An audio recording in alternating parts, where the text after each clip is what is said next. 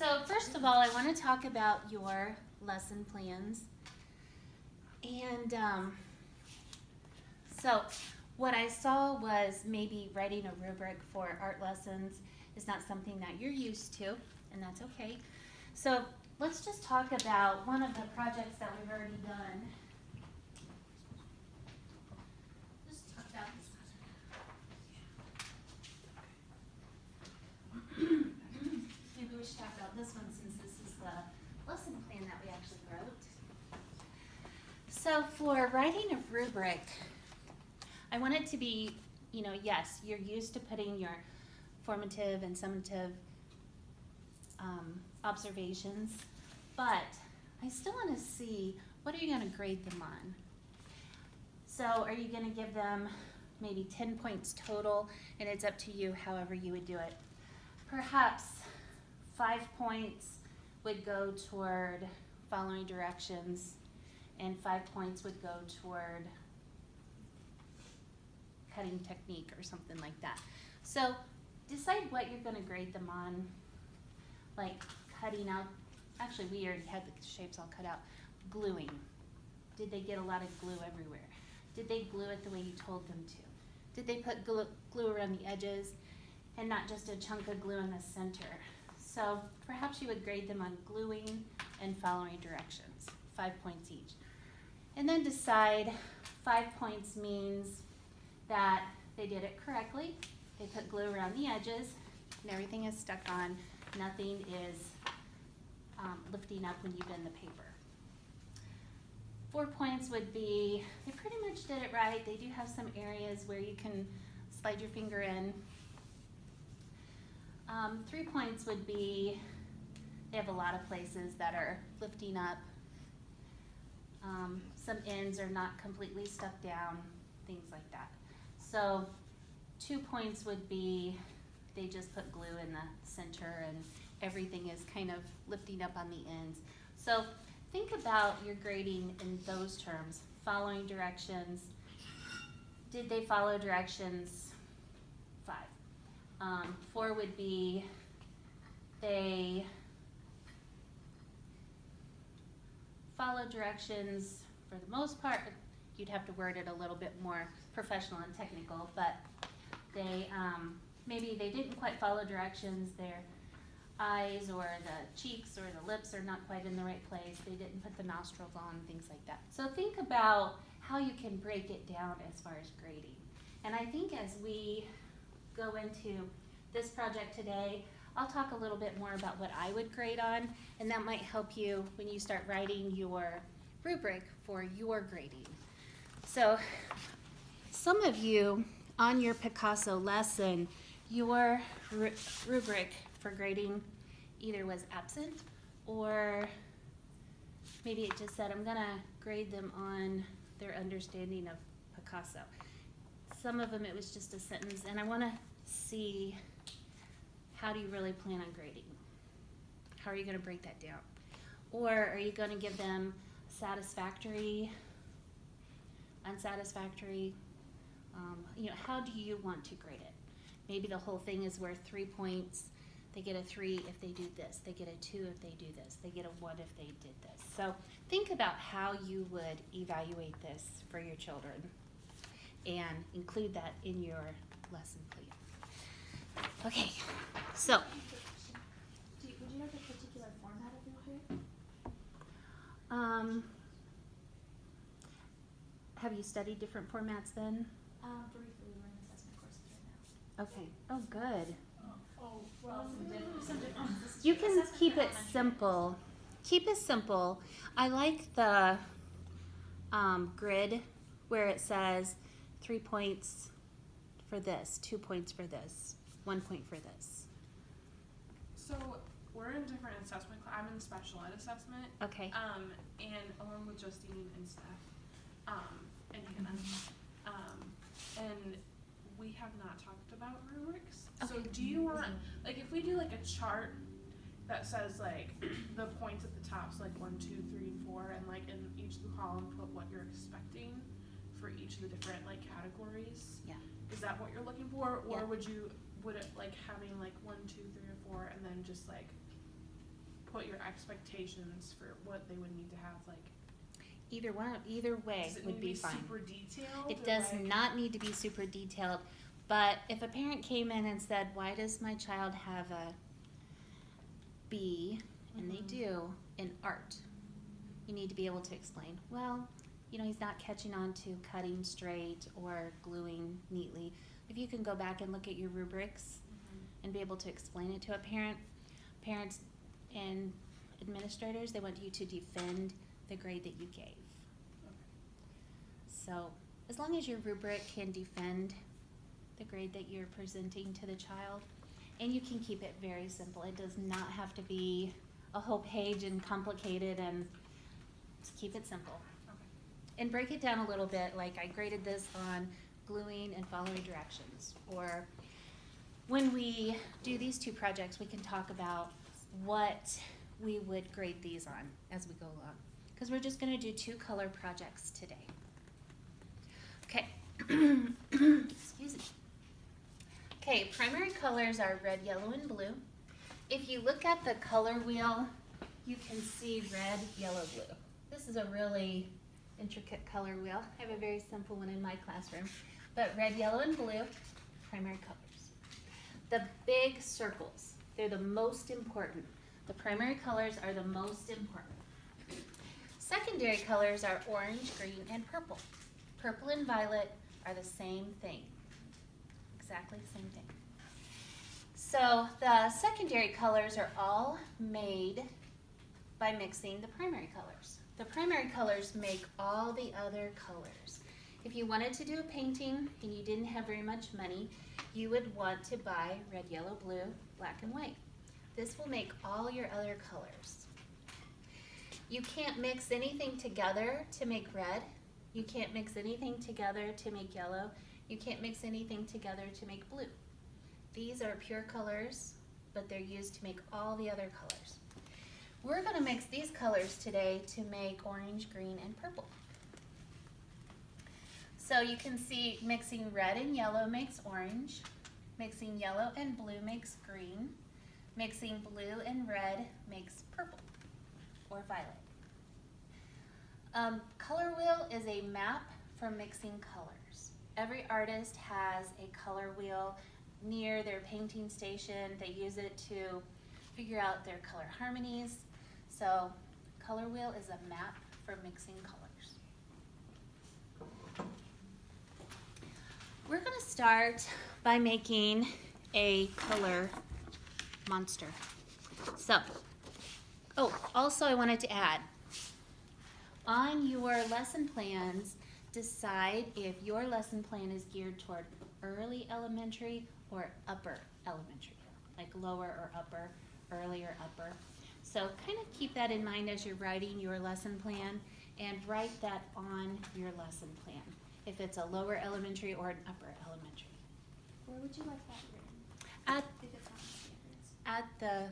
if it's on the standards, Is it fine if our standards are for K to 2? Would that be enough to signify? I would still write that on there. Like at the top when you're putting the description of what it is, go ahead and write what age it's geared toward.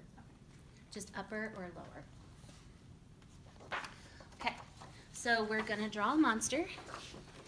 Very simple monster. You're gonna like this. So grab your thicker piece of paper. You have 2 pieces of paper right now. One is very thick, well, not very thick, but thicker, and one is thin, like typing paper. Okay, so you're gonna start your monster by drawing 2 lines. And I've got some rectangles up here just to show you some variety of lines that you can draw. So you can draw lines that are straight. You're gonna draw 2. Don't put them too close together. You could draw lines that are curved.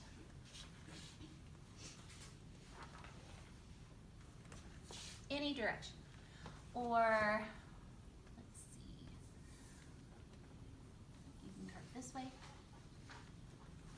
and this way, doesn't matter. Let's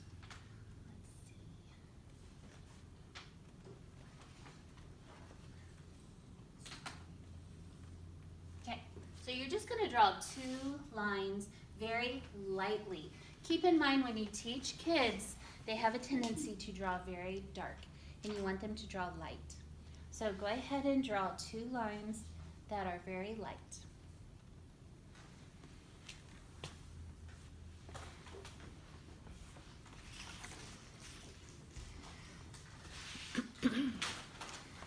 Turn your paper over to the back and write your first and last name.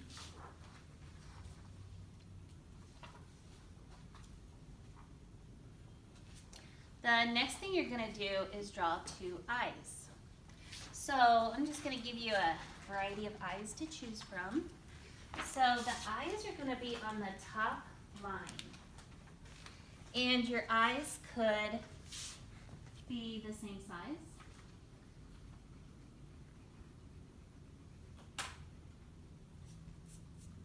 And there could be a little gap between them.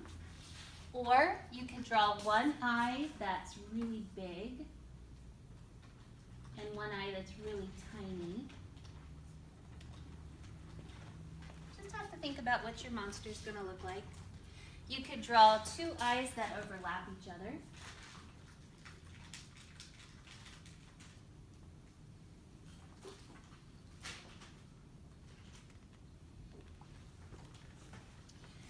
Your eyes can be in the center or off to the side, it doesn't matter.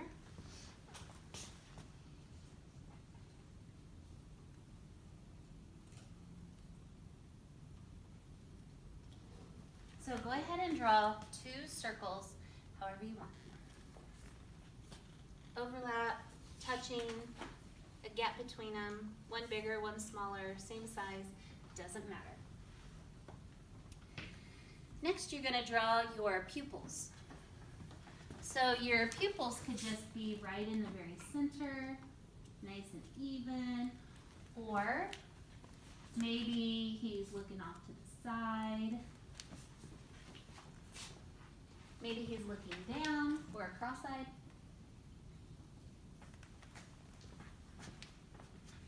Maybe he has eyelids. You get to choose.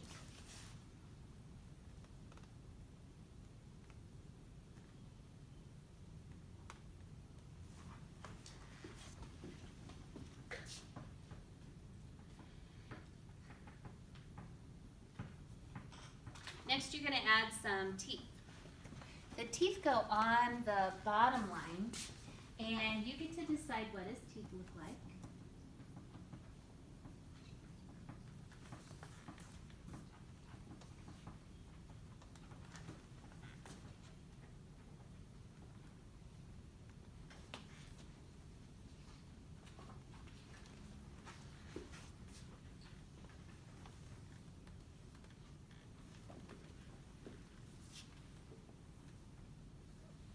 So it could be squares or triangles.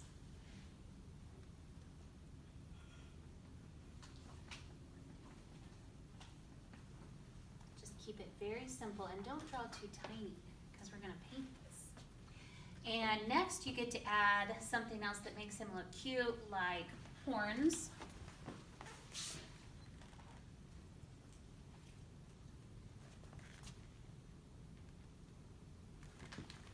Or antennas.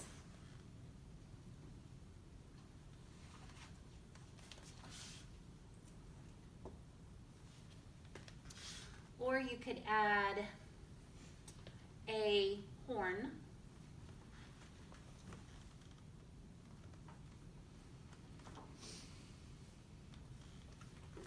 Like, or antlers or whatever you choose. Doesn't matter. They could be big or small, whatever you choose. So we're just keeping it very simple, and you would have your kids draw with you. Remind them to draw simple, keep it simple, draw big. They have a tendency to want to draw really teeny tiny, but you want them to draw big so it fills up the whole paper. Okay, the next thing we're going to do is outline it with Sharpie.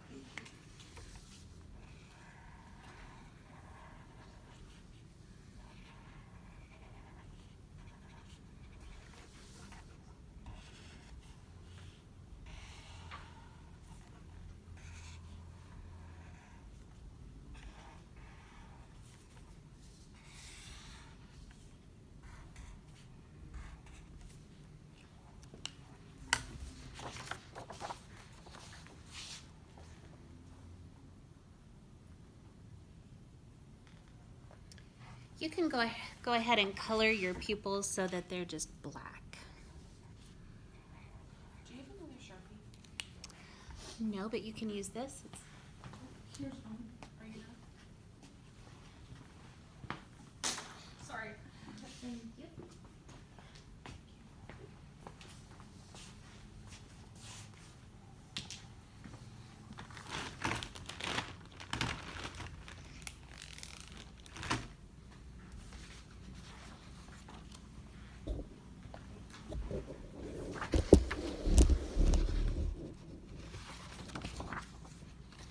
The next thing that's going to happen is you'll come over to this table and you're going to grab a piece of computer paper. We're going to use this as our mixing tray. Instead of actually using a mixing tray and then you have to go to the sink and wash them, we'll use this so that when we're done, you can throw it in the trash. Okay, so you'll come over here, you'll get a blob of red, yellow, and blue in a minute.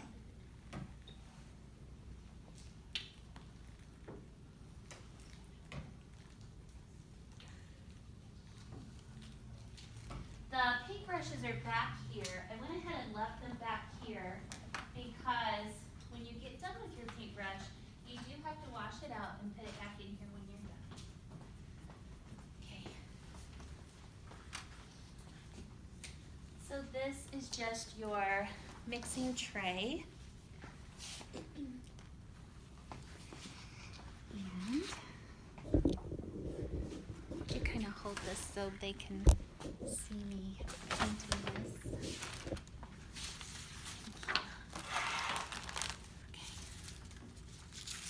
Okay, so you don't have to paint with red, yellow, and blue. You can.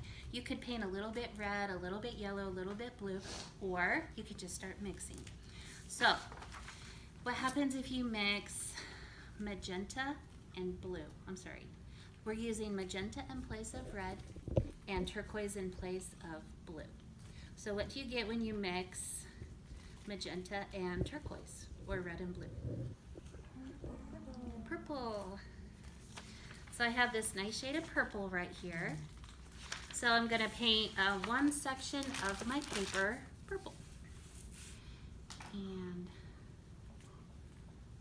just going to get that on there real quick. The paint will look darker. It'll dry a little bit lighter. Tempera paint always dries a little bit lighter. This is Crayola tempera paint. It's kid paint. If they get it on their clothes, you don't have to stress because it'll wash out. So you're just going to paint one section with one of the colors that you just mixed.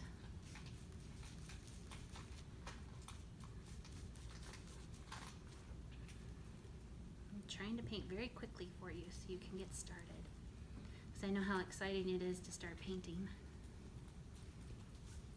So I just painted this section purple, and then for my kids in my classroom, I have a jug of water. Go stick it in the water and grab a new brush. You guys are big kids, so you can wash your brushes. But for them, I need to wash the brushes. They are not very clean.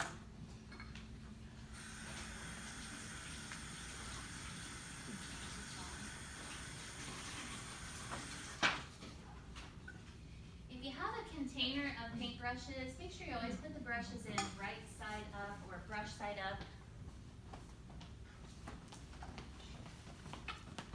Okay, next I'm going to mix a little bit of the magenta with yellow. What color am I going to get? Orange.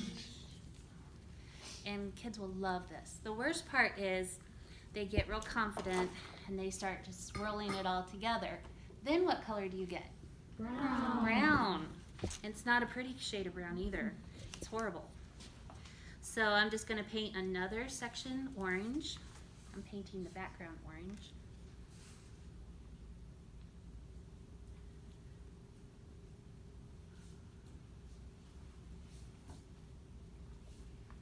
You can leave anything you want white like the eyeballs or the teeth, or you can paint them, whatever you choose.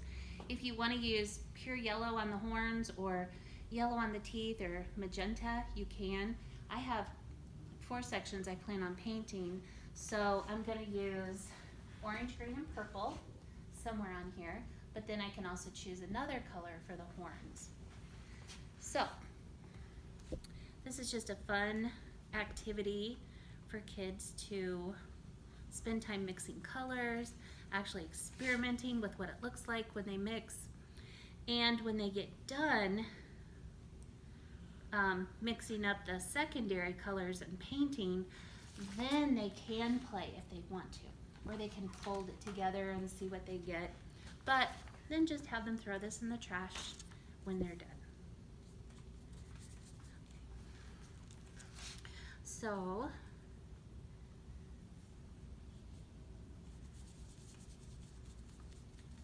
this is our color monster, and I'm not gonna paint the whole thing.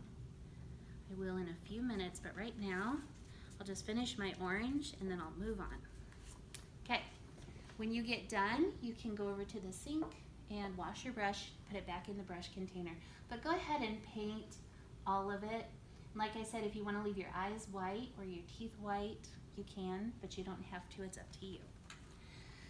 Okay, the next project, you had to bring in some leaves, or a leaf. You just really need one good leaf. So I'll just use this one. And you're gonna do some crayon rubbing. Are your arms getting tired? No, it's fine. You're gonna do some crayon rubbing, and that's what you're gonna use your computer paper for, because it's a little bit thinner. So you're going to make a color wheel with crayons and your leaf. You're just gonna do some rubbing, and you want to teach them to get the colors in the right order. So you're gonna take your leaf and figure out which side has all the veins, which side is textured, and start with that one. Lay your paper on top of your leaf and color with red.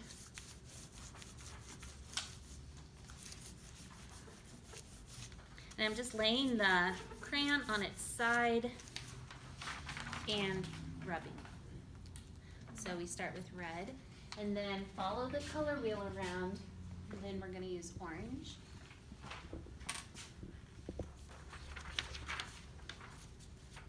And if your leaf is big, you may have to overlap your red and orange. That's okay. Try to hold it really still so it doesn't move around. If it moves around a little bit, it's okay, but you do get a little bit of a double line. So then I have my orange. Next, yellow. So I'm just gonna lay my paper on top of the leaf again. For the yellow, it's really light. So I'm just gonna take orange and go over it real lightly so you can at least see the veins, and then I'm gonna go over it with yellow. So I can still tell it's yellow, but it does have a little bit more detail than if I just simply use yellow, because you won't be able to see it if you just use yellow. Then, so red, orange, yellow, now green. Just gonna take my green, do the same thing.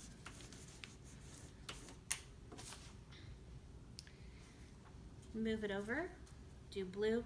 Gotta be careful, blue and purple look a lot alike. You may have to test it before you actually color with it.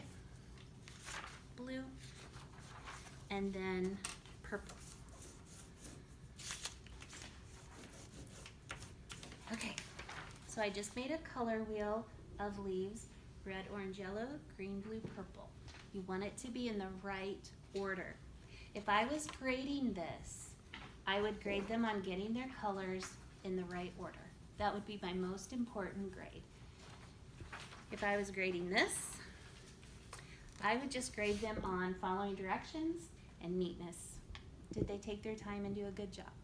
Did they rush? Did they want to be the first one done? They always want to be the first one done. Make them slow down, take their time, and paint as neat as possible. Little kids are gonna get over the black line but just try to get them to slow down and take pride in their artwork. So this would be graded on mixing colors, painting technique, like staying inside the lines, neatness. Neatness would probably be the biggest thing that I would grade them on here. Do you have any questions?